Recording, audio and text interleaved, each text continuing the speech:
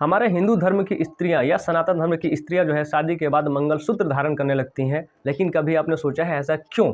आखिर शादी के बाद ही स्त्रियां जो है मंगलसूत्र धारण क्यों करती हैं और इसके पीछे कारण क्या है, इससे फ़ायदे क्या हैं? तो इसके दो पहलू हैं, पहला है वैज्ञानिक और दूसरा है धार्मिक।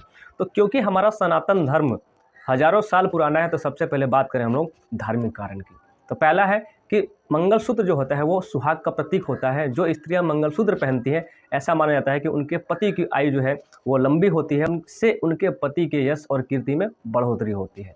दूसरा है वैवाहिक जीवन की रक्षा।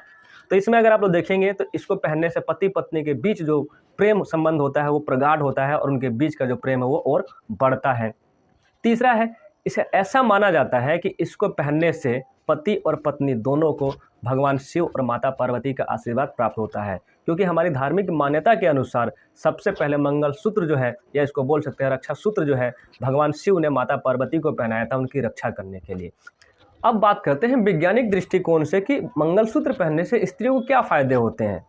तो पहला है इसमें कि रक्तचाप का संतुलन, क्योंकि जो मंगलसूत्र होता है वो सोने चांदी जैसे धातुओं से बना होता है, जिससे स्त्रियों के शरीर में रक्त प्रवाह का जो संचारण होता है वो सुचारू रूप से चलता रहता है, जिससे उनको रक्तचाप का संतुलित होता है।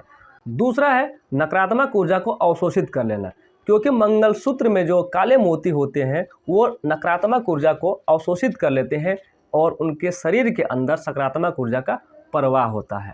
मंगलसूत्र पहनने से स्त्रियों को गले से संबंधित बीमारियां नहीं होती हैं, या बोल सकते हैं उनको जो घेंगा जैसी जो बीमारी होती है, वैसे बहुत सी बीमारियों से उनको छुटकारा मिल जाता है। अगला जो है वो हृदय स्वास्थ्य है, क्योंकि मंगलसूत्र को हृदय के पास पहना जाता है, जिसकी वजह से स्त्रियों को हृदय से संबंधित बीमारियां जो है वो नहीं होती है। तो क्या आप लोगों को ये सब कुछ पता थी? अगर पता थी तो कमेंट बॉक्स में ज़रूर बताएं।